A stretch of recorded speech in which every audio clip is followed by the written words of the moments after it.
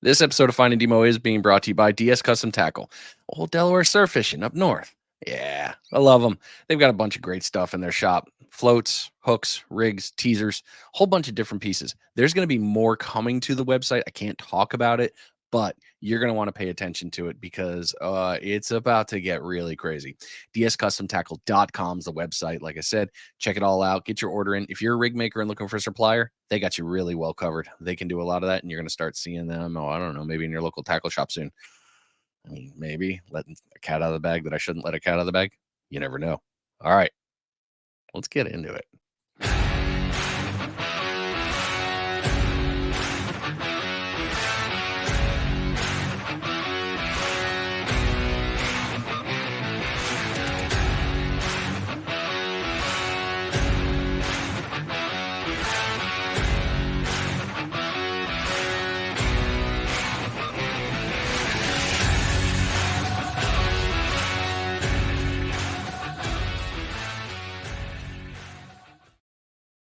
New week, new episode. Hope you're doing well wherever you are. Life is treating you good. And then you've been out fishing. It is getting into the best time of year for fishing. Fall fishing is absolutely, positively one of my favorites in the state of Florida.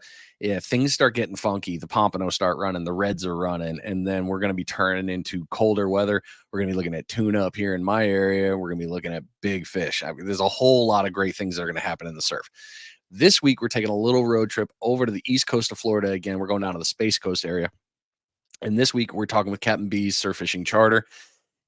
If you haven't seen them, some stuff to go back, and the website will be linked back on to findingdemosurffishing.com. It'll be on the website. It'll also be on the Transistor page. It'll also probably be on whatever social media platform you start clicked from.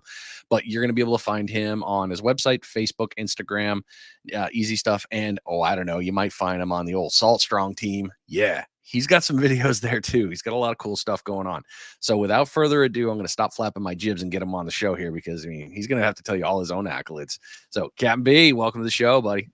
How are you? How are you, my friend? I am wonderful. It is the end of my day and I get to close my day out talking about fishing. So yeah, I am golden.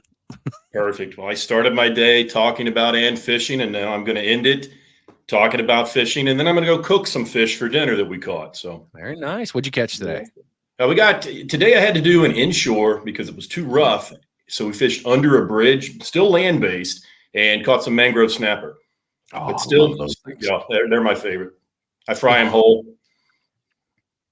I hate to say it, I think that's an underrated cooking method. I think so many people still do the cut and fillet, but I mean, you just gut, if you gut scale, all and that's, I mean, and I know we're going to talk more about surf fishing, but yeah, and I've set them out when we have friends over as like an appetizer, just to pick the little pieces off, and there'll be a skeleton left. That's it. And I've had people say, "Oh, I can't eat a whole fish," and then I look over there, and yeah, well, I guess you can. Yes, you can. You may think you can't. Don't worry, and you don't get judged either. If if I put a whole fish in front of you and you eat it, I'm not judging you. I'm applauding you. And if you don't eat it, it's going on a salad tomorrow for me. So it's all good. That's right. That's right. All right, Kat, let's start at the very, very beginning here. Let's wind the tape all the way back. Tell us your story and what got you into fishing. I started fishing when I was 4 years old. I grew up on the coast of South Carolina between Cherry Grove and Charleston. Did a lot of fishing in Cherry Grove. I literally lived in Cherry Grove, which is now a giant tourist area outside of Myrtle Beach. If you're not familiar where it is, we had dirt roads. We had coquina roads when I grew up there. Now it's high rise everywhere, but there's still very, very good fishing there. And my grandfather taught me it. I started flounder fishing. I had a commercial fishing business when I was 9 years old. I would go catch flounder, take them down to Merle's Inlet, buy boat, sell them to the restaurants down there, probably selling them $200 worth of fish for $40. But when you're 9 years old, $40, you roll into the pinball arcade. You got it made. You are the king at that point. You are the king. You want that snow cone? You go get that snow cone. Yeah, that's right. And my grandfather, big influence. He would take me to the surf, showed me how to surf fish. There's literally not a day that goes by that I don't use something he taught me. When I'm either on a charter or when I take a day off, I go surf fishing. And it's been something that I am so glad that's a part of my life. It is my favorite form of fishing. I do all types of fishing. I have my 100-ton license, but surf fishing is my favorite. Wow, that's a bold statement from a Yeah, boat guy. it is, isn't it? I get a lot of heat for it. I'll get some calls after this. I probably will get some texts throughout the thing about it whenever they see it. But yeah. You know, I love it that you're doing all facets because I think surf fishing is glorious. By all means, it is my absolute favorite. I will happily go on a boat with somebody. I will happily go pay to go out on the party boats and go catch big fish. But surf fishing is just, it's wonderful. And I really feel like if you lock yourself into one type of fishing, I don't know if you get stagnant. I don't think stagnant is the right word, but you don't grow as much as if you play all facets in a way. You I got agree. so many different pieces. Well, I find crossover. I will take little things that I've used even boat fishing and cross it over in the way of doing rigging or even color combinations that I would have never thought of using if I wouldn't have done the other type of fishing. Right. Yeah. So it's good pieces there. I love that. That's fun. All right. What's your favorite thing about fishing? Man, my favorite thing about fishing is you're in your own world. Surf fishing, not to use a Forrest Gump line, but you never know what you're going to catch, particularly over here. I mean, we've got, particularly this time of year, it could be anything from a black tip shark to a snook, pompano, even mangrove are in the surf right now, redfish, trout, whiting, bluefish, which we don't get monsters in Florida, as you know, but we're getting 2-3 pounders, which on a light rod and on a spoon, that's a great fight in the surf. Oh, yeah. And they're good. I I still love don't know why people say they're bad. They are not a trash fish. They are good. Not at all. We actually did some sashimi 2 weeks ago that we caught. Caught them, brought them up. Obviously I bleed them right away. Right. And then we sashimied them out. It was a lot like a Spanish mackerel. I mean, it had very much the same flavor. Spanish mackerel's a little denser, a little firmer, but the flavor's wonderful.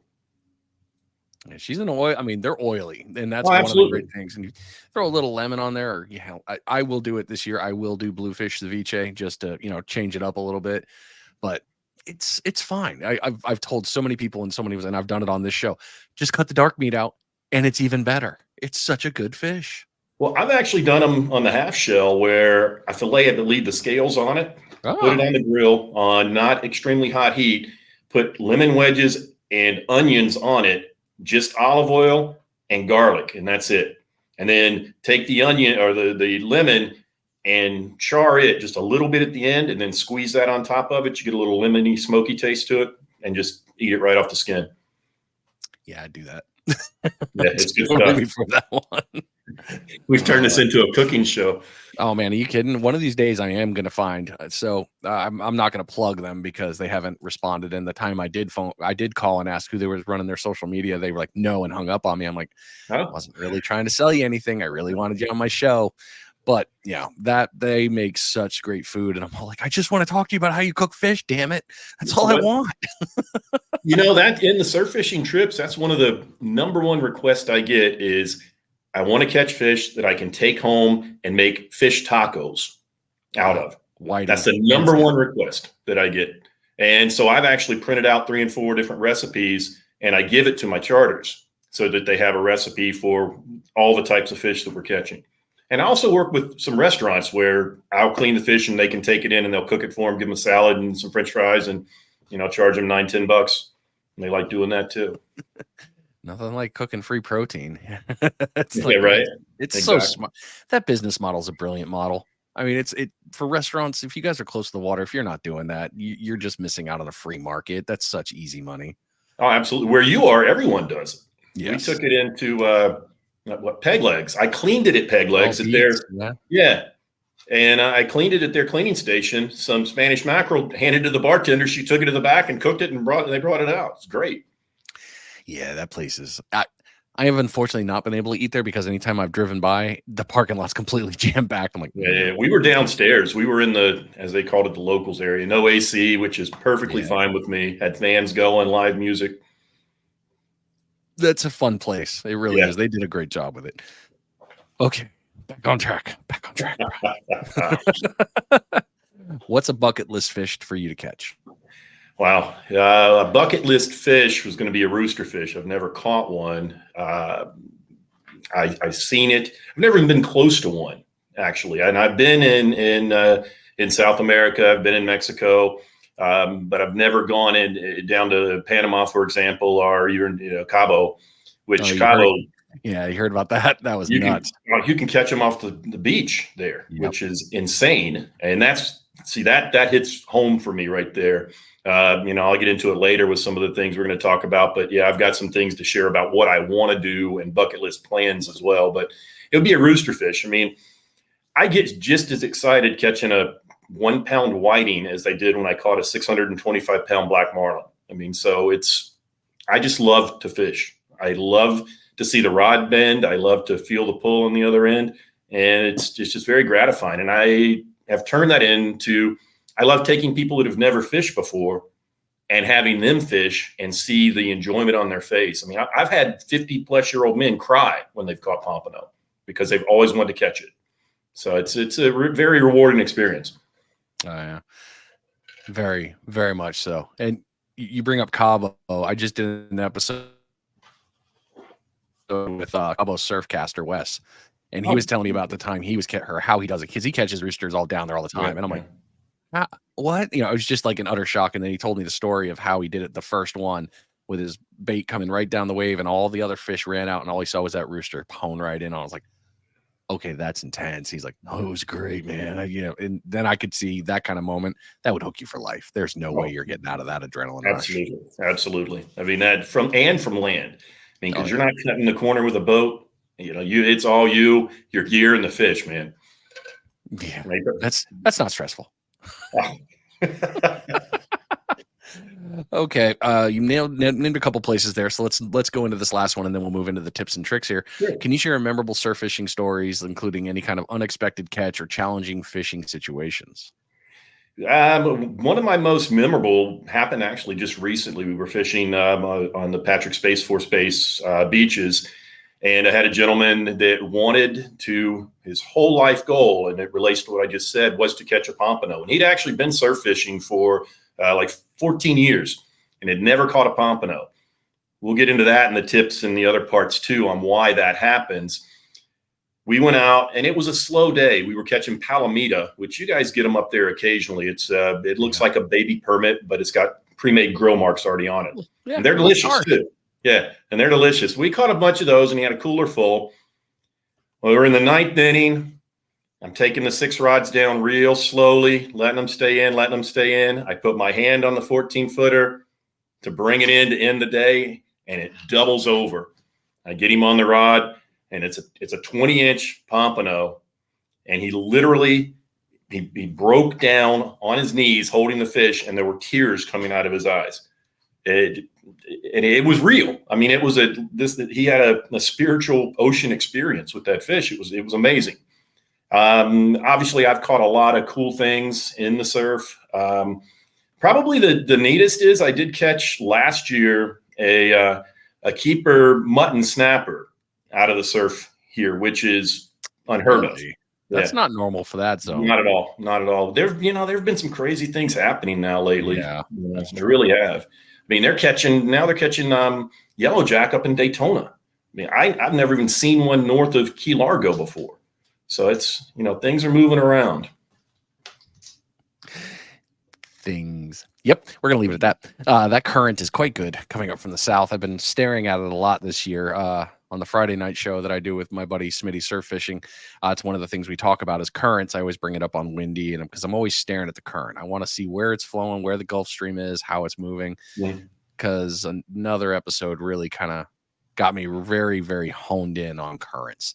And y'all's has been quite the interesting one, and it's been warm, real warm, very, very warm. And then all these storms that they're not affecting us necessarily as in hitting us, but they're staying the perfect distance offshore to make giant surf. Yeah. That's and continuous, and that's not normal for us in this pattern, the fall pattern. Yes, we'll get a storm, it'll jack the surf up, and then it's dead calm and it's beautiful. We have just had one after another. It really, really hurt our mullet run. Yeah, the mullet still ran, but it was too rough for us to get the full effect of being able to fish it. Yeah, the El Nino thing. So I don't remember which one it was. I don't remember if it was Mike's weather page or something of that nature.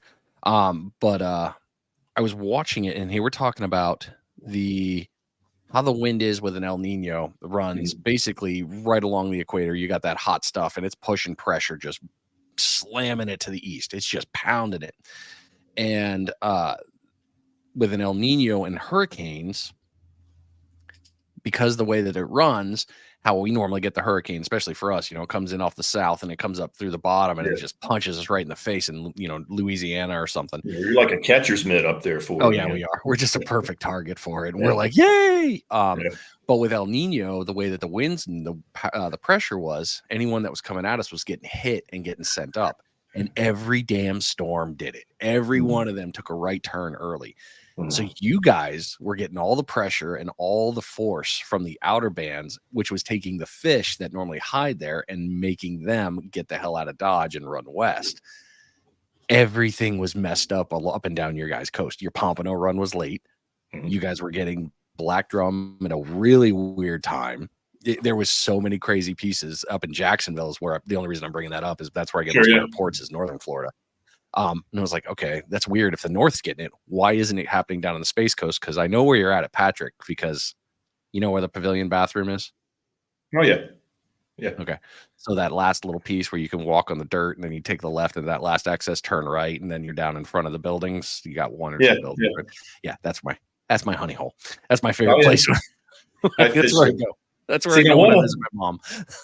one of mine and my other guide friends and fisherman friends get mad at me. I have no issue telling people where my spots are because number one, they're going to see me there. I'm probably going to get a charter from it. Number two, it's a big ocean. It's It's a huge. big, big ocean.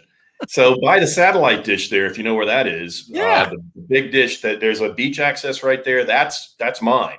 And you can park right up front and just roll it right down, and it's amazing fishing. Amazing. There's some rocks that are just barely in reach. You're going to lose a rig or two, but Yeah. it brings in other species. We're catching sheep's head also from the beach there. Yep. That's where I caught. Well, my daughter technically caught it. I give her the credit. She reeled it in. Yeah, we caught one out there, and I remember the radar. I was like, I could park there, and it was full. It was chock full in parking lot. I was like, I'm not dealing with that. So the last 3 times I've fished, I've gone there, and I've looked to go a little further south next time. But there's some good spots there. You got some nice We structure. we're real fortunate here in Brevard in general, from the Cape all the way down. But South Melbourne has some little hidden accesses that you feel like you're Juan Ponce de Leon walking through the mangroves to get down there to it because it's all the palmettos and just the sea grapes, and it's a path that I'm 6'5", so I'm leaning over, holding my gear, getting down there to it, and then you walk out and there's no one, and that's almost unheard of anymore in Yeah. Florida. In fact, it is unheard of in Florida. Yeah, I was a little butthurt. I tried to use my military ID to get onto the Space Force base because that corner. So you got the inlet, and if you go north, you got that little button hook right there. And if you go Yeah, yeah, maybe a mile up, then you're basically right on their property line. There's some beach accesses with the yeah, Jeeps and all that. And I was like, I'm going there. And I was very, very politely told, this is a permanent personnel only base, sir. You can have a good yeah, day. I was like, no, but I really want to fish it. So yeah.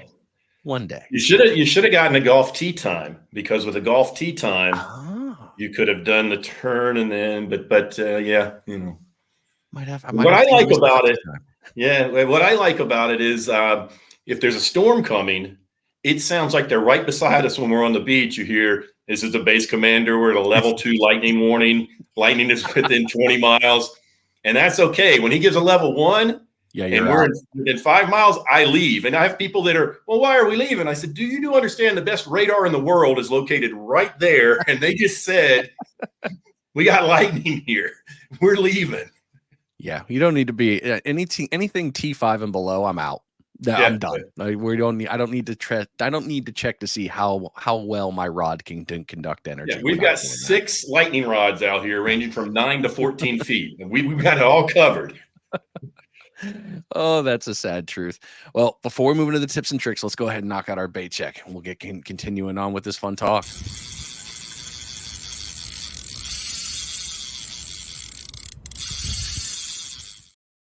It is the very first paycheck of the episode, and this paycheck is being brought to you by the Kids Can Fish Foundation.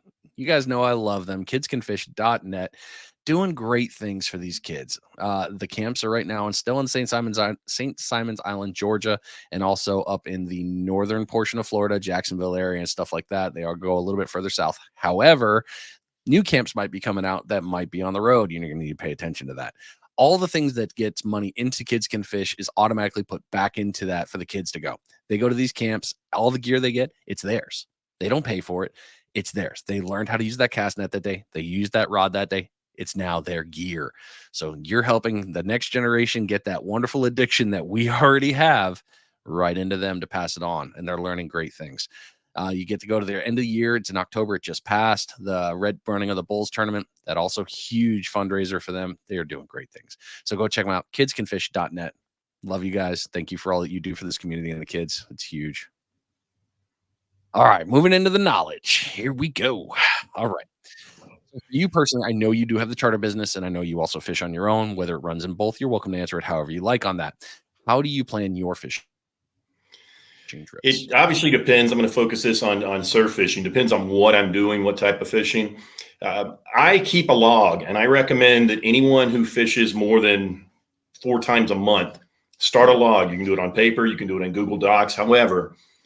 And I will go back, and let's say I'm going to fish tomorrow. Well, I'm going to look at the surf report and say, I'm not going to fish tomorrow because I won't be able to keep it down even with a 6-ounce Sputnik. But let's say that I look at the surf report. I find out, okay, I'm going to have 2 to 3. I look at my barometric. I look at the timetable of the tides, and I do a search into my log, and I find days that have a rating between a 10 and a 1, and that's going to be too complicated to get into, but I find days that are very similar to the day that I'm going to be encountering. I'll look at what I used bait-wise. I'll look at how far I was casting, what color floats. Was I fishing for a different species? Because things change, and I'll go into it later, but we made a whole complete U-turn on a charter less than a week ago because of different fish showed up. So I'll look at what I prepared for, what I have done, and then I'll set up on that. I'll look at the locations that I went to. Then when I get to the location, I see too many people, they get to the access ramp and they walk straight down, straight to the beach and start casting and throw it out and set their lines. Down and out all the time. And it's just, So I stand at the top of the dune and I look at the water. And we're going to go into this later, as you had said, but I pick a spot based off of A, what I've done in the past, and B, what looks fishy. And there is a definite way to tell what looks fishy in the surf if you know what to look for. And it's different up where you are. We have similarities, but obviously our currents are a lot stronger over here. So we get a lot more rips than you do, for sure. I mean, I watch Bama Beach Bum talk about how wavy it is when you guys have ankle deep waves, ankle high waves. I'm like, come on, Matthew. But those are big waves for us, man. You start talking 1-footers, we're like, ooh. Yeah. Oh, poor Matt. Yeah, that was he was out for a tournament. The last time I saw him, when I was fishing around him, I think the waves were 5s and 6s, and we were like, this is stupid. What are we doing? Yeah. And you guys, it's like, that's a Monday. Yeah, when he came over here, we had that giant weed push of the sargassum. Mm-hmm. We tried from the Space Force base all the way down into Indian River County to find clean water. We couldn't do it, so we came into the river. Yeah, so we came into the river and we went to one of my piers, and he lost a big snook, but then he caught a real big jack, and we were able to catch some fish and have some fun with it. But the surf, it's been weird. You know. We've had great days, and then we've had stretches of non-fishing. Yeah. That run down A1A it can be a little exhausting. Yeah. It's mentally taxing, especially in Cocoa. Ugh. Yeah. Give me the base south. You know, I mean, I love Cocoa Beach. Love Cocoa. Oh, you said Cocoa too. They're going to get on you about that. Cocoa and Cocoa Beach. Whoa. I mean, you can start a war. Yeah. But I'm safe. I'm 6 hours away for now until I, gotta hide when I come visit mom. Be like, I'm not here. You guys didn't see me. By the way, I'm probably gonna be at one of 3 locations. Yeah, they don't like it when you don't give it the full due respect of the name. Exactly. And now they're starting a third one with Cocoa Village. I mean, it's very hard to keep up with now. Is the village just north on that? What is that? Right in between the two? By the water tower, right on US 1, and it's right on the river, right at the base of the bridge. And they've done a good job That with it. doesn't count. That's Yeah, well, inland. they're petitioning for their own city with it now. Y'all can have it. Have it. Hey, I'm in Melbourne. Oh my God. You serious, man? Hey, for any of you that are in Cocoa and Cocoa Beach and all that, we apologize for them for you. That's not going to be fun. That's not going to be fun at all. Yeah. Oh, you started alluding to it, and let's continue with it then. How do you select that spot? Because you mentioned a couple pieces that was a good teaser into it. Yeah, let's talk about that. So when I'm standing up and looking at the surf, I'm sure everyone has seen it and probably not paid a lot of attention to it. I call it a back wave, and what it is either a small or can be a strong. It's a riptide, where you have water that is literally pulling out, and you can see it running into the incoming waves. It's running from shore toward offshore, and it'll make a lot of foam in areas where there's not foam. You want to look for the width of it. You do not want to fish in the middle of it, but you want to fish on the sides of it. These fish in the surf, every single fish that you clean is going to have the little coquina clams in their belly. This stirs that up. It stirs them up. It also stirs up any other little crabs that are down there, any bait fish that are down there, and they know it and they feed on it. You can time it on the hits when that push comes back out. So that's one area. Another area is to look for waves that aren't uniformed. If you've got an area where the waves are spaced exactly the same, they're a straight line coming in over and over and over, you probably don't want to fish there. But if you look north or south of that, and you locate an area where you've got an angle to the waves and a broken pattern in the waves where they're much closer together sometimes and further apart, that's going to tell you you've got an anomaly on the bottom, most likely a trough. And troughs are amazing. You'll hear people talk about, and you have the troughs over there too, up there too, over the bar, because you'll have a trough, a sandbar, and generally another trough. Now, the storms did a lot of stuff here, and then we had some beach replenishment, which I won't get into. Ooh, and that's a whole topic of doom in itself. All our sand fleas. But you're fishing in or past or in front of those troughs. But you want to find those places. And as we said before, do not just pull your cart or walk down straight line because, oh, right, nobody's here, and set up because it was an easy walk. If you're just going to the beach and you want to soak some shrimp, more power to you. And I get it. It's relaxing. But if you want to catch fish, you've got to find where the fish are. That's actually how I started doing paid charters. We would be fishing. I would have people north and south of us. We're bringing in fish left and right, filling up coolers for fish fries.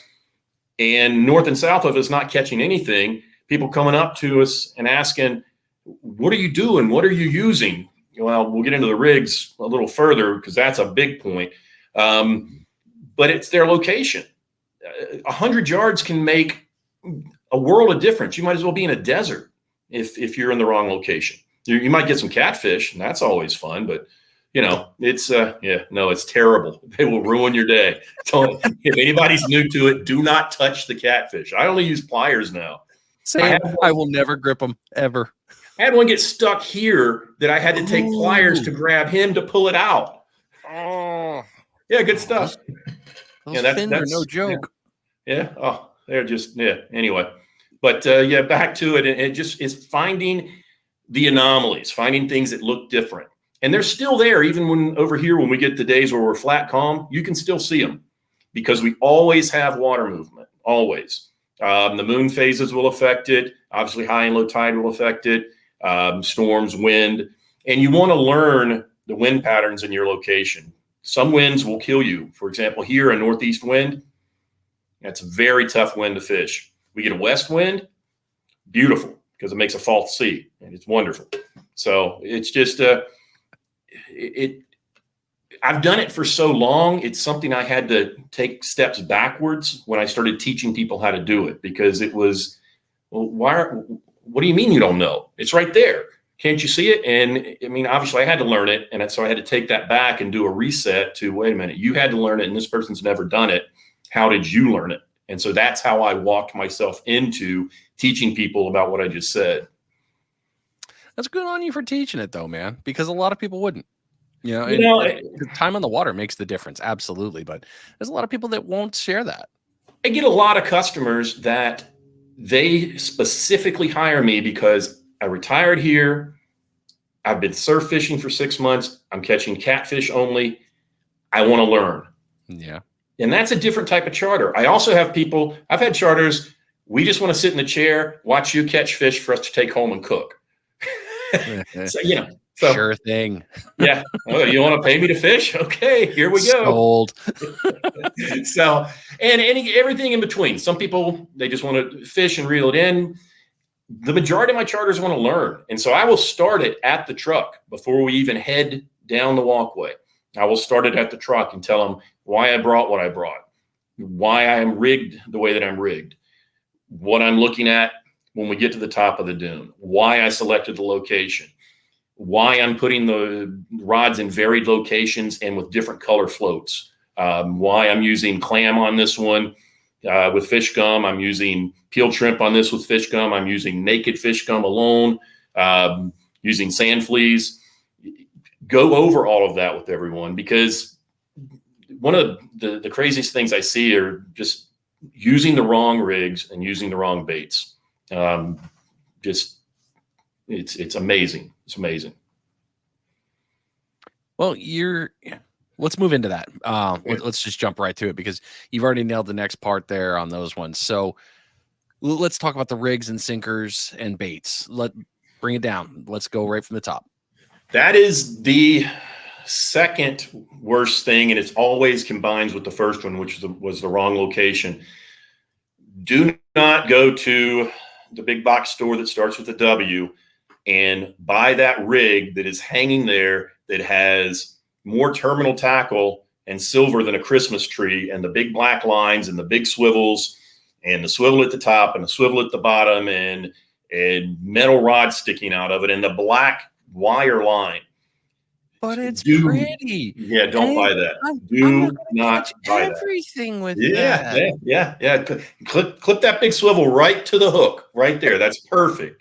That's exactly what you need to do. That will not get you any catfish at all. Nope, no won't. My philosophy with the rigs is as light and as simple as possible. I use rigs made from up in your area by Salty's Pompano Rigs.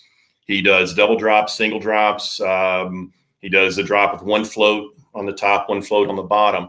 But when you're selecting your rigs, you want it to have more line than it has anything else. Frankly, you only want two swivels on it. One small swivel at the top and then one swivel at the very bottom for the lead. Everything else need to be a professionally tied knot. If you don't know how to tie the knots, don't try and make them yourself, because if you get anything over a pound, it's going to pop that knot.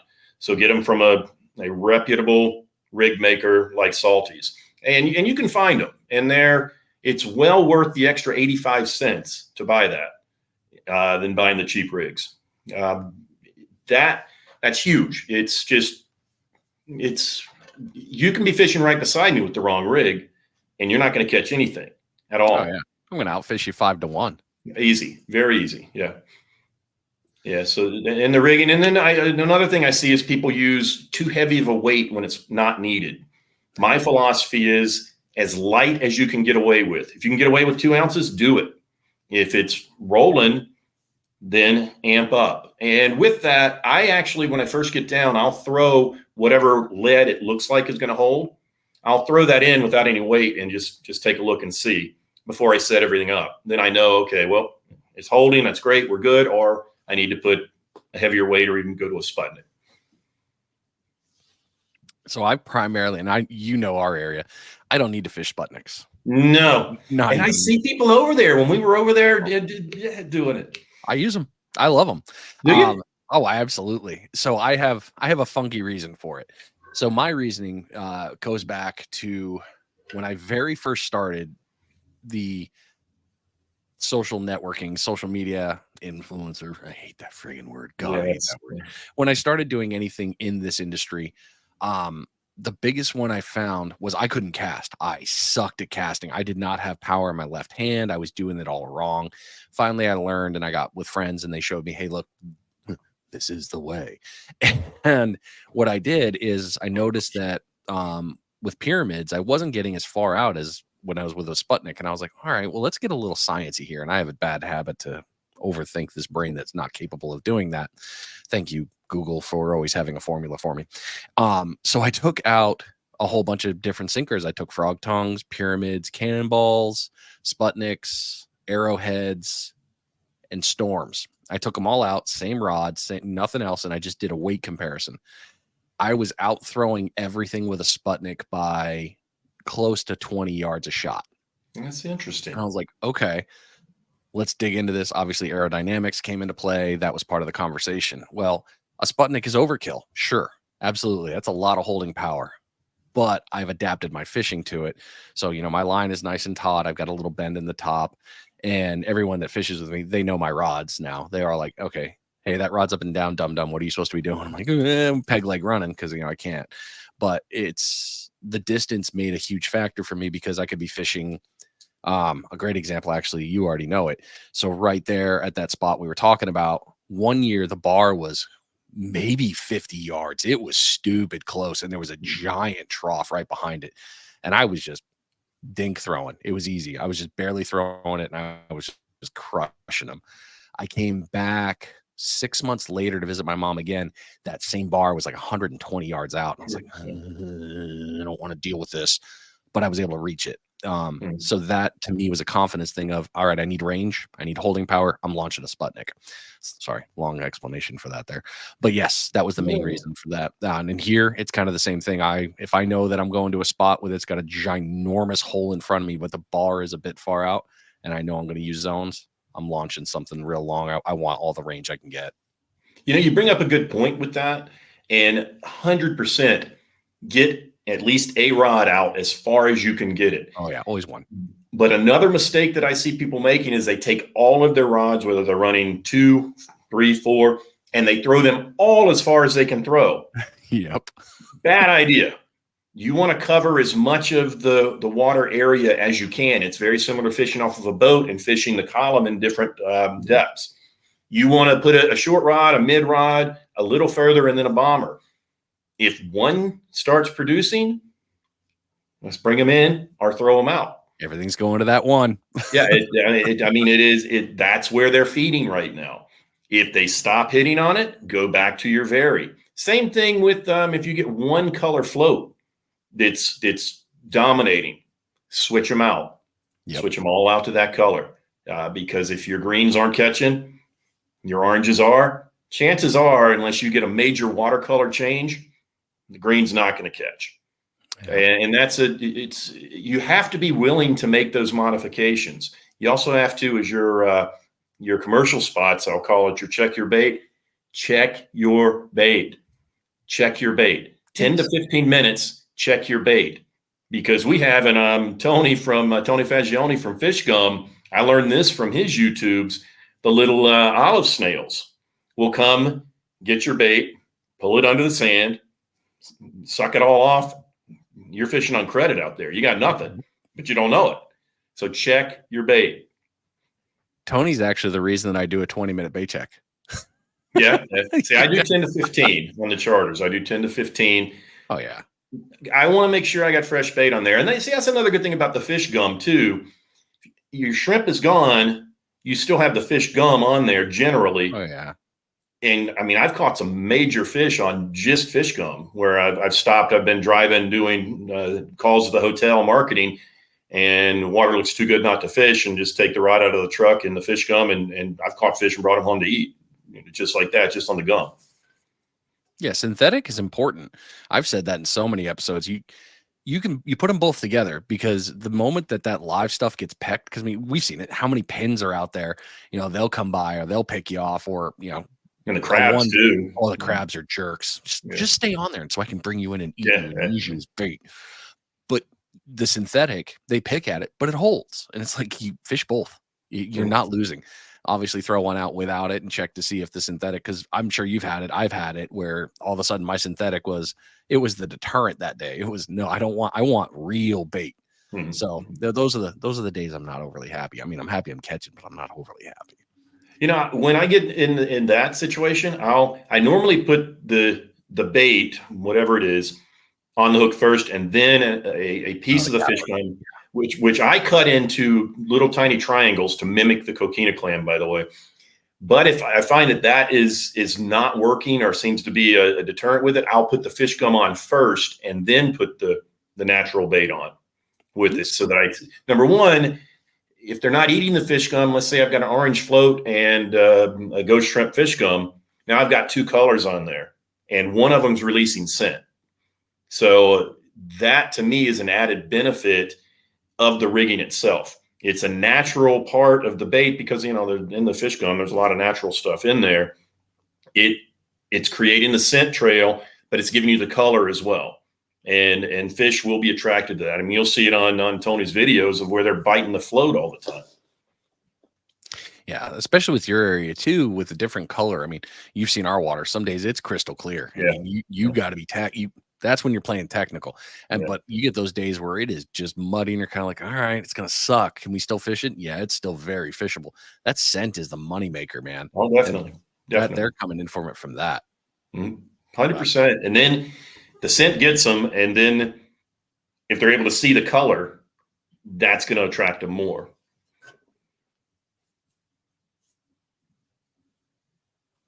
Wrong button. You pushed the wrong button. I meant to hit the mute and unmute button. I was like, why did I go away? I'm here. Well, this is a perfect time. We're at 40 minutes. So let's knock out a bait check real quick because we still got a lot of questions to go.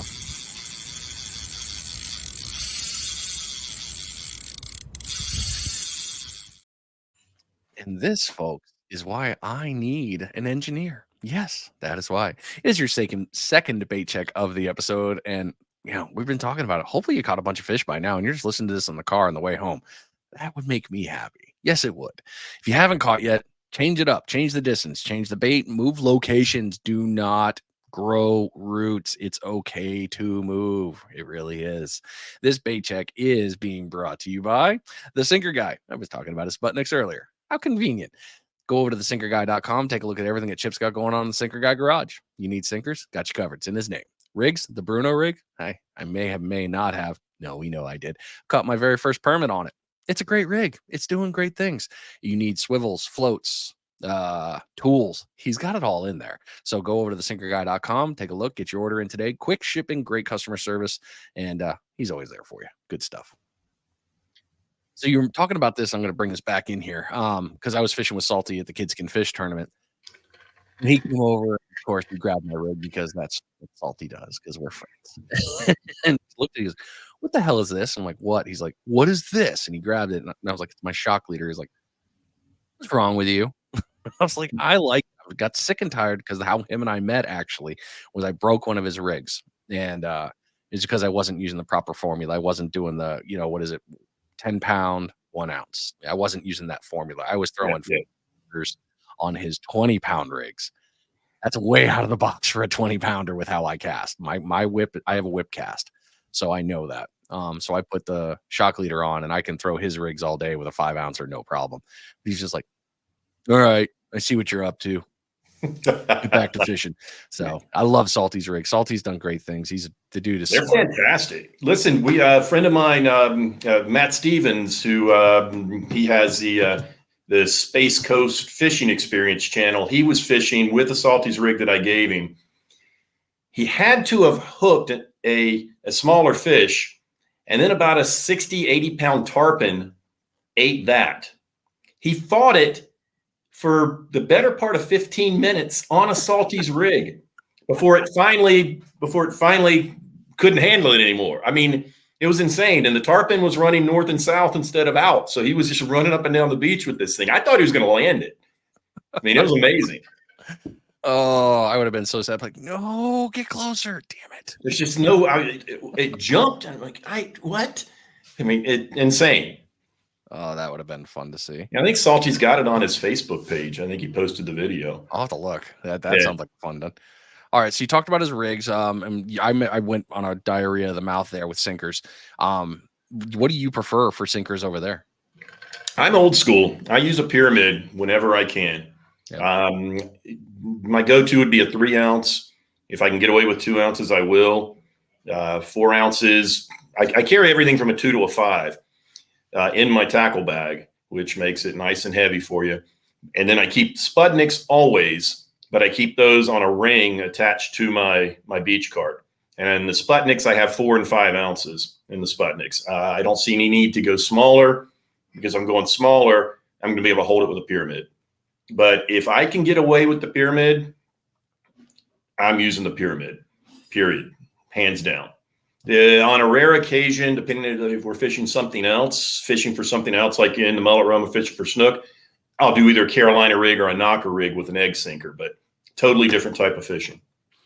Ooh, yeah, I know where you're talking about with that one. That's good fishing right there. That's fun times right there.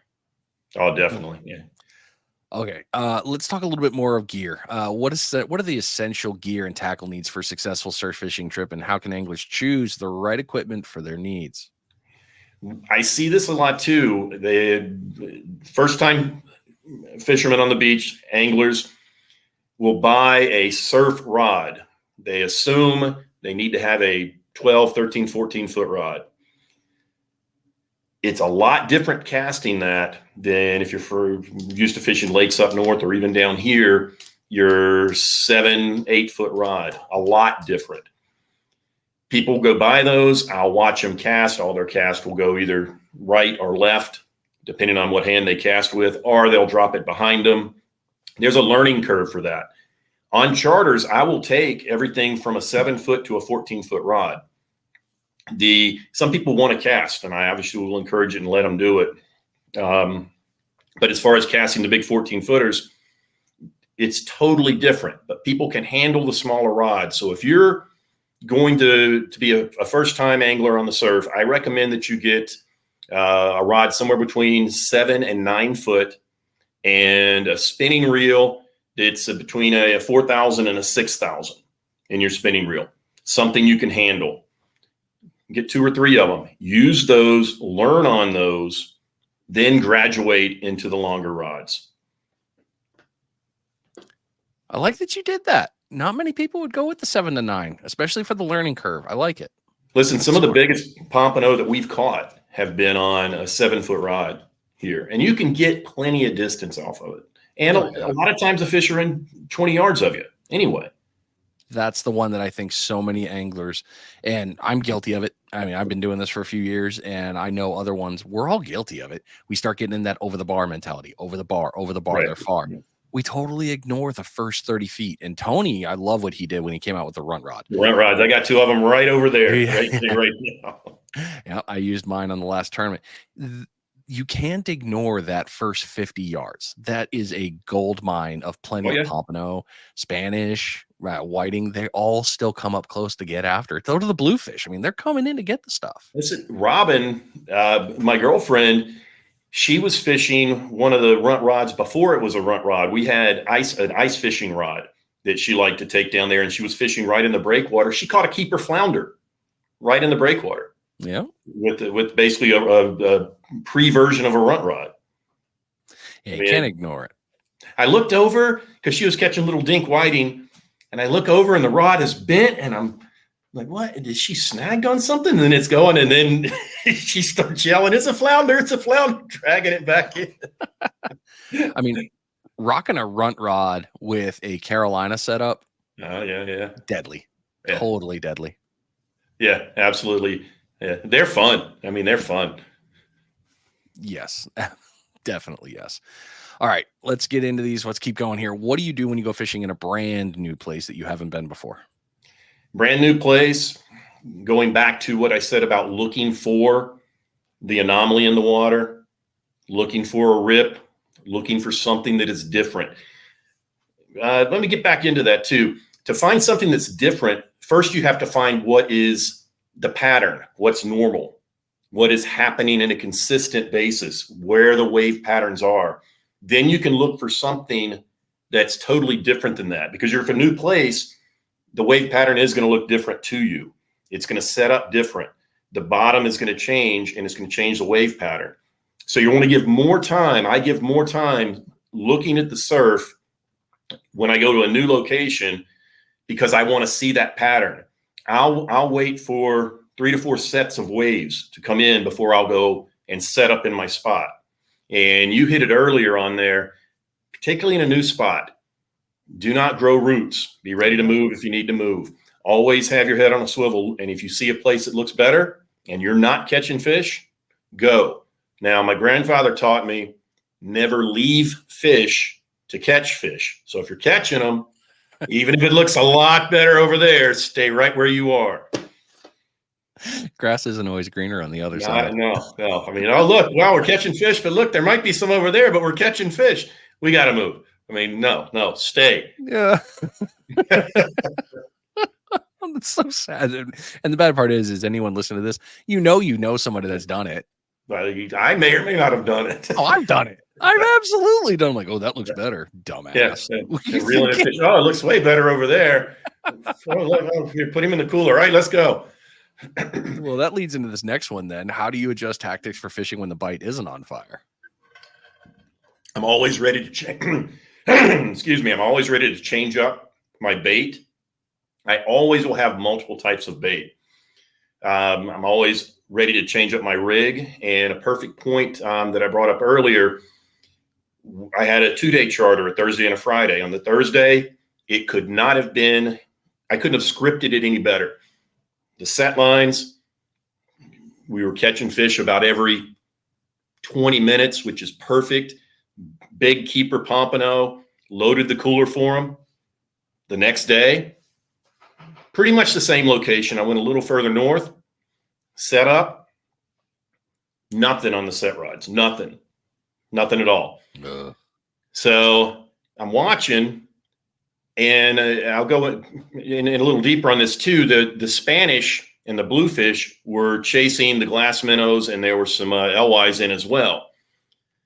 When that happens, and this is a theory of mine, because they also attract the bigger predators like the sharks, and a bluefish will gladly eat a whiting anytime he can, or a small pompano. I believe those fish move out, or at least get skittish, and they're not going to feed as much. I believe that's why we were not getting them on the set rod. I had another rod. I put a silver spoon on it, and we destroyed the Spanish mackerel from anywhere from 14 to 20 plus inches on it. Gave the charter a totally different experience.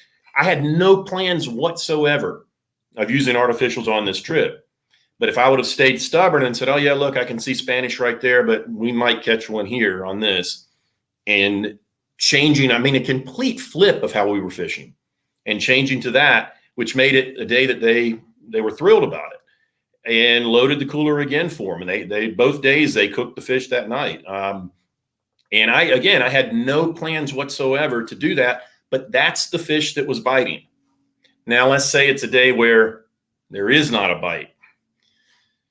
If I'm just out with Robin and we're on a Sunday, I'm probably going to sit there and listen to the radio and maybe have a cold beverage and not really worry about it too much. But if I'm on a charter, they're not paying me to stare at my rods not catching fish. So I'm going to be changing rigs out. I'm going to change colors. I'm going to change depth. I'm going to change bait. I will also split my location. If I think it still looks good, but this spot is looking a little fishy, I'll take a few rods and move them there. And just continue to make changes on that. Keep your head on a swivel. If you see birds feeding, give it some attention if you're not catching fish, because they're going to be fish there. And this time of year, and this is another theory that I have with it, when these pelagics come through and are eating the mullet and the LYs, et cetera, obviously the pieces that they don't swallow fall to the bottom. All the crabs come in to eat that. Well, permit and pompano love crabs. So they come in to feed on those, which is happening right now, which is unfortunate because we have tomorrow's forecast is for 9 foot. Not going to be a lot of surf fishing going on tomorrow. Nothing sticking to 9 feet. 9 foot. Yeah. Yeah. I'm sorry, Mother Ocean. Whatever you're mad about, please get over it. Oh my God. But yeah, all right. So yeah, big waves like that, crabs. Yeah, they love. I mean, I love fishing crab knuckles for that reason. They Oh, love absolutely. crab. Yeah, and also the drum. The drum will come in. The big keeper drum too will move in. Which, if you have not eaten drum, a nice 18, 19 incher, do not turn your nose up to that. They are amazing. People talk about worms in them. First of all, the worms that are in them are harmless. I guarantee you, anyone who's eaten more than 15 fish meals of any type of a white or a thicker fish has eaten those worms. You can't even tell they're there. Victor from Land Shark, he's got a video of where he was cleaning the fish that were in there. He pulls one out and eats it right there at the cleaning table to show that they're not harmful. Now, I granted, to look at them, no, and I'm going to cut them out of the meat, but the rest of the meat's perfectly fine. Relax. I mean, if you're not going to eat that, never ever go to a slaughterhouse and look at the cows that they're killing. Oh no! Oh, we're not going down that path. You're ruin that one. Yeah, absolutely. I mean, you'll never eat beef again. I've yet to catch a puppy drum. I mean, I've had red drum. I've yet to catch a black puppy drum. That's on the list this year. You get a good run in the fall over there of those, and the spring. Larry caught one today, so that told me, all right, I need to get my butt out this weekend and go fish. But yeah, get some crab knuckles on there. Oh, yeah. I gotta make a stop up at the local tackle shop, or I'm sorry, the local bait store, and go get me some. Actually, no, it's not. They're actually a restaurant. They're nice enough to let me buy crab. They don't judge me when I go, this is bait. They're pretty nice about it. You know, I also do crabbing charters, and we do it a little different. We crab ambush, and I know that's another video for another time. But I will catch the smaller crabs, go out with a net, throw some bait out. Don't even worry about the string or the trap. And when the little crabs come up, net them up, put them in your bucket, take them, wrap them in. If you're going to fish the next couple of days, wrap them in a wet paper towel, put them in the refrigerator. They'll stay alive. But then also leave them whole and freeze them. And I mean, you got it. I mean, and that's a great bait. And in Florida, for anyone who's watching outside of Florida, we have no size limit on blue crabs. You can keep any size that you would like before we get any bad comments down there. Mike got destroyed for that. We went crabbing here in the local area, and we're in a crab group, and it was the Virginians. They're the ones that came down because they have a very, very, very strict on their blue crab. Yeah. And we're pulling out females, and they're like, put it back. We're like, slow your roll, first of all. Relax. We don't have that problem here. Yeah. But yeah. We know your crab cakes are better because you don't put any filling in them up in Maryland and Virginia. We don't know how to make them. We got it, but you got different rules than you do.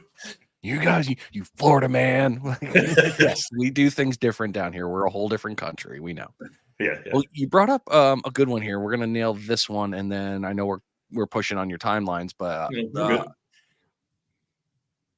how do the anglers target specific species of fish in the surf, and what are some tactics for catching popular game fish? We talked about pompano, red drum, all those ones, and you nailed it good with the bait there. But I know there's more. So what else do you do? The number one sought after fish is the pompano. And a lot of people don't realize we have resident pompano. And what I mean by resident pompano is, even though they're not technically classified as a pelagic, they're a pelagic. They travel north to south. They travel in the spring, they travel in the fall. But again, and you do too up there will be fish that my theory is they figure out, man, there's bait here all the time. This is good. I'm good. You can catch them year round. But target them differently. This time of year, I'm going to use crab, sand flea, and peeled shrimp. In the summertime, I'm going to use small pieces of crab. And the reason I'll do that, like a smaller crab knuckle, one of the leg sockets. And the reason for that is, if I'm not catching a pompano with it, the whiting will still eat that because it's smaller.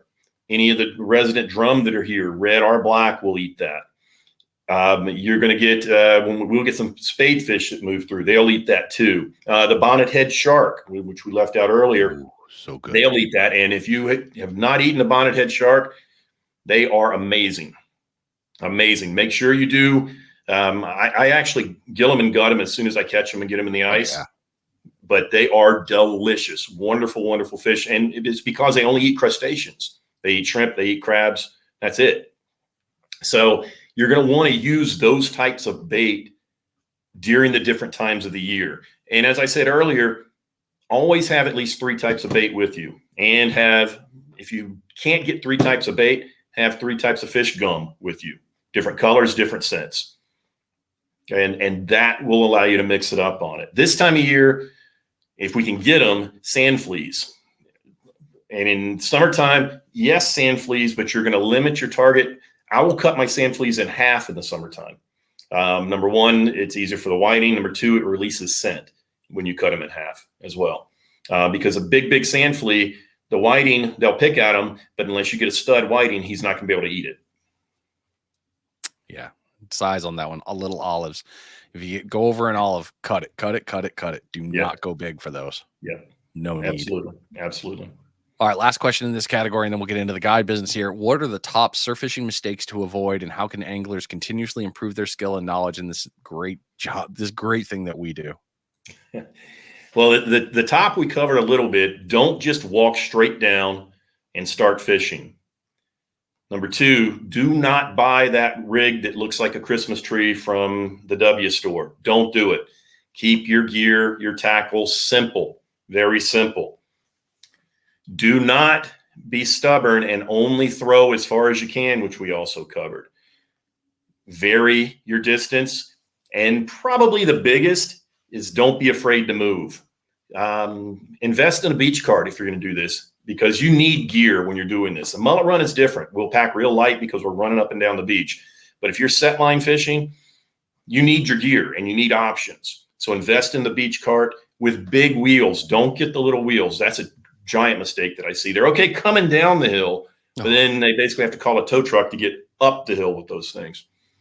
And you're cursing because you're already damn tired. Yeah. And they're dreading it the whole time. Look at these little wheels like this. It's like, oh God. It's like, no. I saw a guy the other day had a baby stroller that he was using as a beach car. Oh, you poor soul. Yeah. Wheels like this big. Yeah. Perfect. Yeah. Oh, and he's just a plow. That's all he is. He's just a plow in the sand. Yeah. Poor guy. He's like, I don't know. Okay. All right. So, I mean, you could get away with that up in like Fernandina or maybe Jack's. You could get away with that because you got the friggin' pavement sand. But down there, maybe Ormond, maybe Ormond, yeah, where they ran the race cars, but yeah, soft sand, beach tires. They are your friends. Yes. Oh, they are. Oh, it's if you've pulled the little ones because you thought, you know what, I'm going to save and they're expensive. I'm going to save the money, but then you get the good ones. You will not even, you'll slap yourself for not getting them earlier. I mean, it is that much of a difference, and you can pack 4 times the gear. Well, I just left the Orange Tire Mafia, and I got bearing wheels for the first time. I got wheelies. I just got a set, and I got a bum knee that I'm still repairing, and I was able to walk a mile in our sand. And with that, I was like, why didn't I get bearings before? I'm a friggin' idiot. Well, see, you bring up a good point with that when you say walking a mile. We went down. That is the reason we went up there. We were trying to catch a red snapper from shore, and I can't remember the fort's name. It's on the same road where the Peg Leg Pete's is, but way down. You're on Fort Pickens. I know the spot you went. Yeah, so we went, but we had to walk like a mile, but we had the cart with us. And I mean, it was hot. It was beautiful. But without that cart, we could have never got down there, ever. Was that the trip with Matt or Tony? No, well, Tony is who turned me on to it. The trip with Isabel was actually down here when the winds were the weeds were coming in. Tony wasn't able to make it on that. He was tied up with some other things with it. It was the same time when Isabel had his opening party at the warehouse for Bama Beach. I remember the weekend you were here. Yeah. That was there was nothing cool about the weather around that time. Yeah. I mean, it's hot here. We're used to it. We had a great time. I mean, I would come up there in a heartbeat. We had a great time. Caught some fish off the pier. Robin caught a big Spanish off the pier. We took it, made some sashimi out of it, and also some sushi. Stopped at we were staying in an Airbnb. We stopped at a sushi restaurant and just bought sushi rice. And then I made the sushi for us. We sat out by the pool. Doesn't get any better than this. No, especially down there. It's just perfect. All right, let's do our last bait check here and let's get into your guide business. Let's start talking the fun stuff.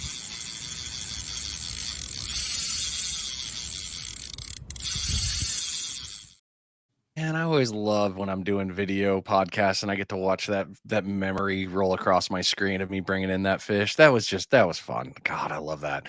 All right, this the third and final bait check. Hopefully, it's gone well for you. It's been an hour. You've been out there crushing it. Life is good, and you have just caught all the fish, and you're just living it up right now. That's the key. This last bait check is being brought to you by Ninja Tackle. NinjaTackleVA.com. Great website. I use the rods. I absolutely love my Dagger series from the 7 all the way up to the 12. The 13 is coming. I know I said in another podcast that it was out. It's getting revamped. There was something that Matt didn't like, so he's getting it fixed. So we're getting a new set of rods. Absolutely love them. I use the 7-footer. I have the 7-footer in the car for my travel rod. It breaks down. I'll use that at the beach. I can catch a bunch of fish with a 7-footer. My 8.6, I absolutely love that for getting on the Spanish and getting on the other ones, throwing stuff if you need to get it out.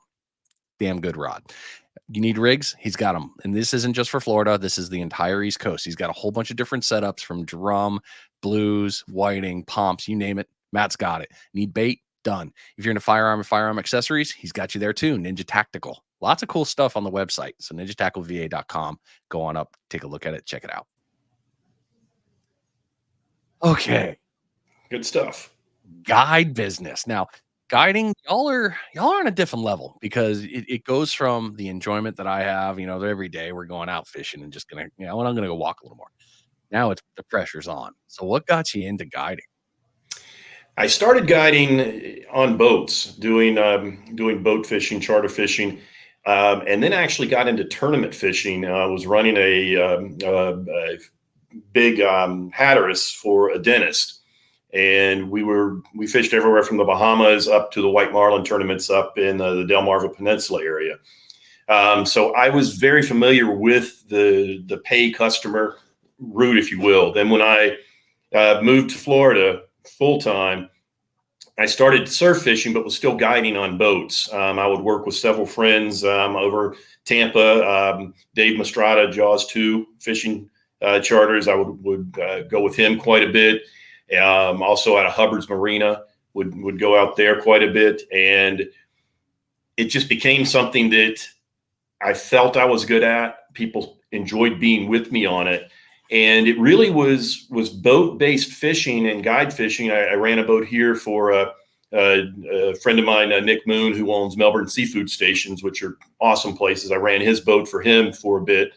And we liked to surf fish, and we would do that on our time off. And I had said earlier that people would come up to us because we were catching fish and no one else was catching fish. And I started talking about it with Robin, and then I actually floated it on Facebook, and I got a lot of responses back. I said, Robin, I'm going to do it. So I started it, went out, marketed myself to the hotels, word of mouth, the bars, the restaurants. Slowly started getting business, and now I stay busy when the fishing is good. The charter today, as I said, we went and we fished under a bridge because the surf was not there for it, but we caught fish. That is what you're paying me for. Knock on wood, that's over 500 trips with catching fish on every trip. So it was necessity is the mother of invention. I saw a need for it, and I did it. That's good. Really good. Well, you're going to bring me into this next question perfectly. You set me up perfectly for it. So we talked about the fish species that are there, but what we didn't talk about was seasons. And one of the cool parts about Florida is we can year-round fish. I mean, we are very blessed and fortunate. But the great thing is the seasons change, different fish show up. So let's talk about your charter. Tell us about your charters and the different seasons and what you're playing with. Sure. We have, as you hit it right on the head, we have, I'll call it 3 seasons. And 2 of them are almost identical, but they're reversed in the pattern of the fish, if you will. And I'm talking about spring and fall. In the fall, we've got the fish moving from north to south. We have a lot of different fish that move in. We'll get a lot more Spanish mackerel, a lot more pompano, a giant number more of permit. The whiting are still here, but you've got so many other species, and they're traveling, the bluefish as well, they're traveling, they're burning energy. So they're going to be more aggressive in their feeding pattern. In the summertime, totally different. Again, we still have the resident pompano. You may even catch a Spanish that's hanging around too. We'll still have those around. They're not as aggressive for the most part in the summer, with the exception of the whiting. And the whiting will be an aggressive feeder in the summertime. And anyone who turns their nose up at a whiting, you don't like fish, because, oh man, that is, and it's the easiest fish to clean in the world too. It is. It's like the and they make perfect tacos. It's just boom, boom, you're done.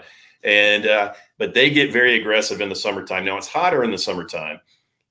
We're not going to get the giant variety of species, and your main target is going to be the whiting in the summertime with it.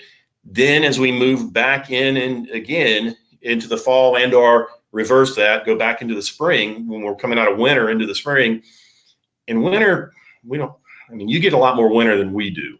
We get 6 days of winter broken up a little bit.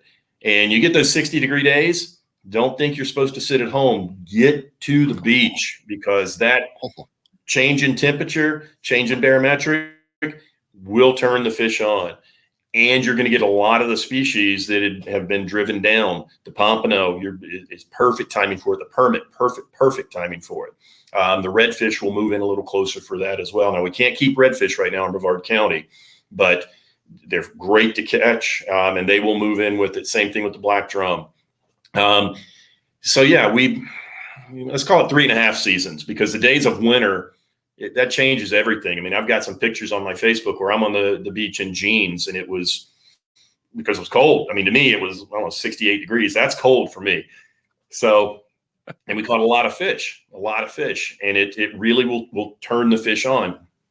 Anytime you get a change, and I know I'm going a little off pattern, but anytime you get a big change like that in the weather, it's not a dangerous change. Fish it. Fish both sides of it, because you will get the fish. Fish love to see something change. They like a water temperature change. They like a barometric change. They like a different wind pattern. They like a different current. Well, that's been brought up on Salt Strong too. I mean, on the inshore game, the change is good. Change is very good. Yeah. Yeah, I love your winter. You guys have a joke winter. I call my mom. She's down there, and she's in Orlando. I'm like, oh, how is it out there? She's like, oh, it's a little chilly. It's 68. It's 40 up here. I'm like, oh yeah, your winter's real rough. Yeah, you guys get snow. A little north of me, yeah. A couple towns up, we do. Yeah. They can keep it. I'm close enough to the water that I don't have to worry about it. I'm like, I don't want to see that stuff. I left New England for a reason. The first snow I ever saw on Christmas Day was in St. Augustine, Florida. And I was trying to drive back to South Carolina, and I couldn't. They had the interstate closed in Georgia, so I couldn't get up there. And that was the first time I ever saw snow on Christmas Day. Yeah. And I hope this is the last time I ever see snow on Christmas Day or any other day. Especially down there. Oh, yeah, I'll tell you after the show, because I could end up running my mouth on that one. All right. Let's see here. So you talked about teaching earlier, so let's get into that. How do you approach teaching and guiding clients with varying levels of experience during the charter? So, and I will ask a client, what is their experience level? Sometimes you have to trick them into the answers. If you come out straightforward with that, they're going to tell you, particularly if it's a male, they're going to tell you, oh, I know how to fish. I'm good. So I'll start by asking them, what type of fishing do you normally do? I fish lakes for walleye and bass. Okay. That's going to tell me that person is going to want to set the hook, because number one, they don't even know what a circle hook is. And number two, you have to set the hook because of the type fishing that they're used to doing. It also gives me an idea on the type of rods that they're using and the type of casting, because if they want to learn to cast. Well, they're used to casting one-handed, because they're probably using a bait caster and they're flicking it one-handed. You don't do that in the surf. So it tells me that it's a learning curve that I'm going to have to go with them into casting the rod. You almost have to trick them into it. Trick in a good way. Make someone feel comfortable with it's probably a better way to phrase it. Explaining that it is a different type of fishing, just like driving a stick shift or an automatic. They're both cars, but they drive entirely different. Same thing with the different types of fishing. So I'll establish that. Now, somebody tells me I'm a saltwater fisherman, but I only fish the river. What do you fish for in the river? I fish for snook, trout. They're probably using lures or popping corks with shrimp or free-lining shrimp or pinfish. Again, they now might be using a J hook, but they have migrated into a lot are now using the circle hook. So I'll ask, okay, what type of gear are you using? Oh, I'm using XYZ, Mustad, etc. Okay, okay, so cool. So you're cool with not setting the hook. And then also they're probably going to be using a spinning reel. And yes, you can definitely cast them one-handed, but if you're going to get a longer cast, which they're going to do, you're going to put that hand on the bottom and you're going to throw it out. So it's a much tighter learning curve for them, much quicker learning curve for them in doing that. The next part that rolls into it, for both those that I just described, they're used to the fish pulling all the time. Surf fishing, the fish many times, particularly big whiting, will swim directly at you, and people will stop reeling. Oh, he got off. No. Real. Always assume the fish is there until you see that the fish is not. And that's a big key. You see that the fish is not that you don't feel it. Yes, when you get more experienced, you can tell and feel it. But many times these fish will run straight towards you on it. I don't know why they do it, but they'll run straight toward the beach and the line will go slack. And that's another thing, just to revisit real quickly, watch for slack line when your rods are set, not just the moving pole. But if the rod goes slack, pick that up and start reeling it. There's a reason it went slack on it. So that would be how I approach the gear and how they're going to use it. In regards to reading the beach, someone who's fishing the river, and for that matter, walleye fishing up north, smallmouth, largemouth fishing, they're used to reading structure. So I'll break it down and explain it in the same pattern of what they're looking for. All right, you're looking for a log to throw it by or under. Well, our log is going to be that sandbar right there before the trough. That's our log. That's what we're looking for, because it helps them relate to something they've done. The same thing if I get a spec fisherman. Well, you want to throw this close to the sticks over there in the stick marsh. We want to throw it close to the trough, in the trough, this side of the trough, the other side of the trough. We want to vary it. So try and relate it to the type of fishing they're used to.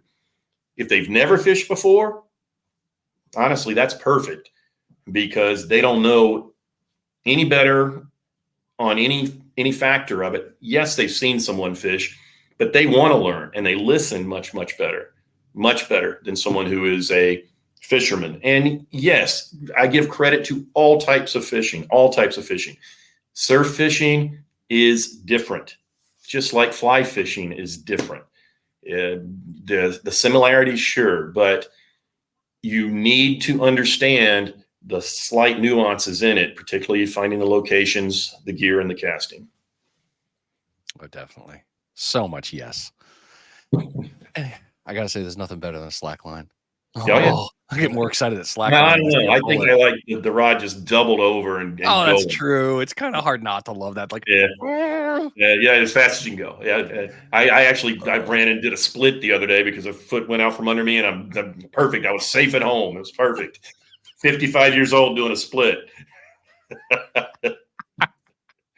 It just hurts when you kick the friggin' sand spike when you do that. It's like, damn it, no, I gotta get the fish first. I think it hurt more getting up than it did. Yeah, that's fair. Man, that's really cool. All right, so let's get a couple more here. Well, big one is what's your service area? Where do you run it out of? I fish everywhere from the Cape, from up around Jetty Parks area, actually as far north as Playa Linda, all the way down to the Indian River line, and I'll even fish south of Indian River. My main area of fishing is from the Space Force base to Juan Ponce de Leon Beach. That is my honey hole area. I have a lot of really solid areas there. Number one, that are away from swimmers and surfers. And the third, they catch fish. I catch fish in those areas. The way I do the charters with that, I don't tell you, if you book the charter now for 2 weeks from now, I don't know where we're going to go. I have no idea where we're going to go. I will text you full details the day prior, where to meet me, what time, etc. on that, what to bring. But I will get a range. Now, some people, if they don't have a car, I'll squeeze that range in a good bit and fish closer to where they're staying. But for the most part, they generally do. I've had people Uber to places too. So it's prepare to be mobile if you're chartering me, or if you're chartering Perdido Blaine up there. Prepare to be mobile. I know he fishes from somewhere over in Alabama all the way across. So be prepared. This is going to sound stuck up or arrogant. We do it every day, so we know where the fish are. Let us guide you. It's in the name. It's in the name of our job title. Let us guide you on where to go and how to do it. We'll put you on the fish. I mean, you're only trying to help. Right, exactly. Well, that's not how we do it in New York. That's another great line. Exactly. It's not how we do it in New York. We're also not fishing for striped bass right now. Yeah, and it's not in the middle of the night. We're not waders. Yeah. Nothing against you New Yorkers. We love you guys. You just have a different type of fishing, and it's it's different. New York is different. The Outer Banks are different. Oh, significant differences. Yeah. I mean, lots of similarities in surf fishing, just small nuances and just different things, and it's okay. I mean, it ranges. It's different in St. Augustine than it is here. That's true. Good point. So it's you have to adapt to that. You have to know how to adapt to it, because.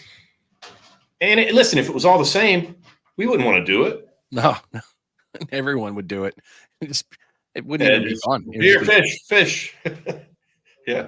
Oh, I'm done. Like the trout ponds at the boat show in Fort Lauderdale. Catching those. It's not fishing. That's definitely cheating. Yeah. Oh, okay. All right. Last couple questions in this one.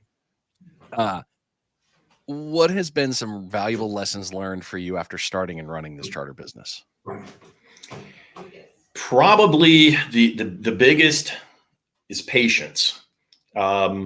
Because when I would go with Robin or even take friends, Robin's a very good fisherman. She'd help me set things up. We'd set it up. We'd do it. Not really any talking. Or if we're talking about the football game that we're going to watch when we get back home after, or where we're going to go to lunch, or what have you. We're not talking about fishing. When you have a new charter, they want to know that. They don't want to just watch me do it. They want to know why I'm doing it. So the communication factor is huge. And that was a learning curve because, as I had mentioned earlier, I've done this for so long. I had to take a step back and say, wait, a lot of these people are new to this. They don't know the nuances of it. So taking a step back and really never making someone feel like they're stupid or they did something wrong. Even if they do something wrong, we've all done something wrong. And if they get excited about a fish, don't tell them, oh my God, that's a tiny fish. Or no, we don't want that fish. It's the greatest fish ever. Yeah, exactly. You know how many jack have saved charters for me, big jacks? And for every guide that there is in Florida, jacks have saved every one of us at one time or another. So just learning to listen to the people and adapt to what they are looking to do. Don't change, and this is advice for guides, don't change your expertise just to pacify a client because, again, they hired you to catch fish. Do what you know, but explain what you do. That's phenomenal advice, Cap. That's the way to be right there. That's good stuff. Appreciate it. Thank you. Thank you for being that guy. All right, last two in here, and I'll get you on the closing questions and get you out of here. What advice would you give to individuals considering a surf fishing charter for the very first time to make the most of their experience? Number one thing, listen to the guide's recommendations on what time and the locations. I'll put a small asterisk on that.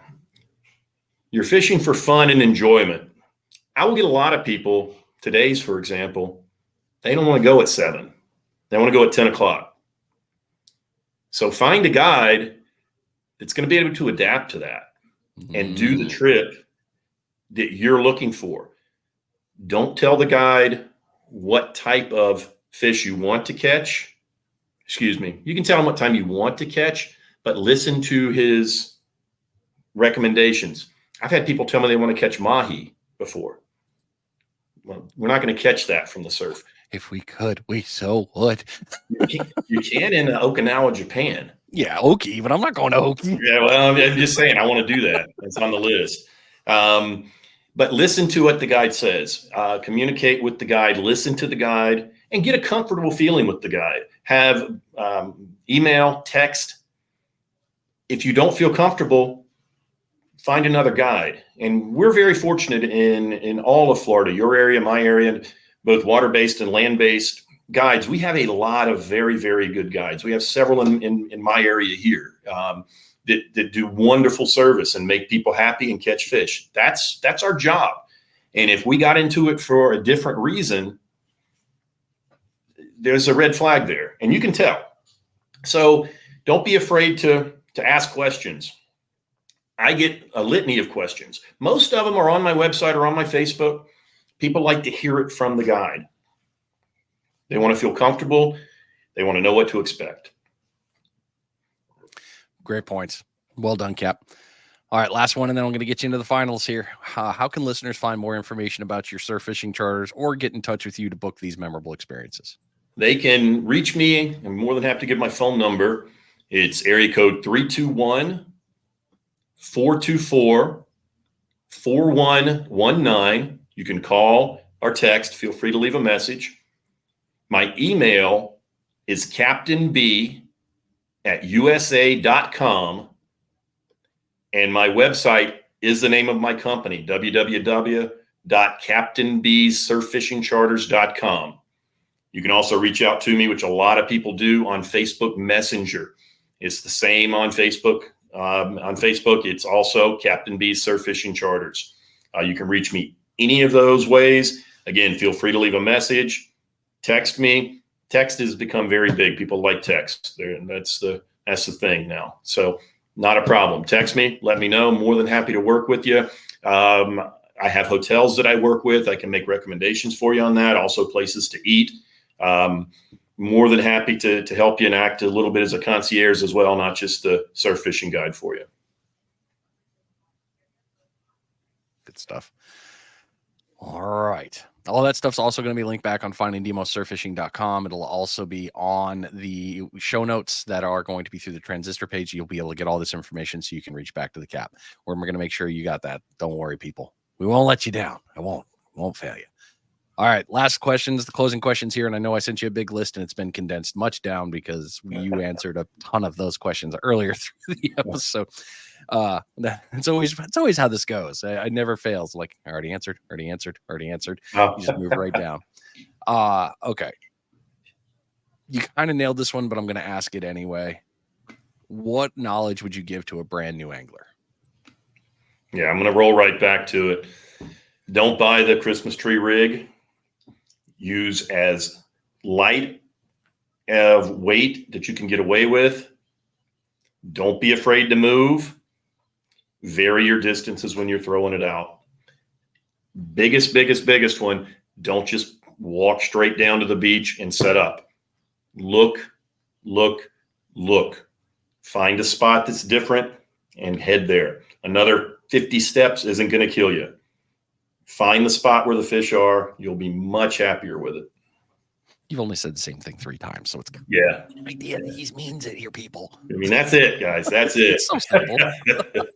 I failed you. I didn't ask one of my favorite questions for you. Oh, I'm going to ask it now. What is your favorite part of running a charter? My favorite part of running a charter by far is watching someone who even might be a little bit grumpy, and then they get that fish and they feel it and they pull it. And it's fighting and they're reeling it in, and that look on their face is entirely different. And then holding that fish up or looking at that fish and just, for the older people, it's almost like going back to a childhood. For the kids, it's like Christmas morning. I love the reaction and the happiness of a client. It is the number one thing for me. I've had people get so happy over a whiting like this. And you know what? If they're happy, I'm happy. Bottom line, I love to see their reactions. I love to see happy reactions, and knock on wood, I get a lot of those. I think you're good. I appreciate it. All right, Cap, last question. We'll get you out of here. What's next for you? Whew. How far are we talking? As far as you can go, sir. I mean, what's next for me? I plan on doing this for quite some time. I'm 55 years young. I love this area where I am. I don't plan on stopping this anytime soon. The one thing that I want to mix into it as we get a little further down the road is a little more travel for fishing, but we're fortunate. We do a good bit of that here as it is because of the great state we live in. I can drive 2 hours in any direction and find a fishing adventure, and we do that. And if you're smart, you can do it for not a lot of money. We'll find nice places, either Airbnbs or inexpensive mom and pops. We'll take our camp stove, put the tailgate down on the truck, catch fish, cook it right there. So what am I going to do? I'm going to do more of that. That's me in the future. That's so good, Cap. Thank you so much for coming on the show, man. I know I appreciate all the patience you've had when we've had to play with the schedules a little bit here. Oh, no worries. Thank you so much for coming on. It's been an absolute pleasure. My pleasure. Couldn't be happier. I'm very glad to have the opportunity. I know we'll be talking again, and we're going to talk here in a minute too. So I'm going to drop you back in the green room, and I'll get back to you right as soon as I'm done with the outro here. Copy.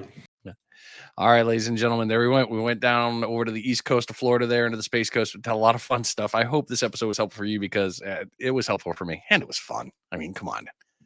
This podcast is fun. It really is. So, and I hope I keep that way for you. I hope you enjoy it. If you go back to findingdemosurfishing.com, you'll be able to get all the information from this stuff. It will be linked back to the episode. It'll also be on the Transistor page. All this information will be back on there. Reach out to us. You've got all the social medias will be on there as well. So you can reach out to both the captain and I. Let us know your thoughts. Get yourself booked in the charter. And if you got family going down there you go. You got a perfect recommendation on how to fish it, who to fish with, and where to go. Easy stuff. You've been listening to Finding Demo Surf Fishing. Great to see you. I'm out of here.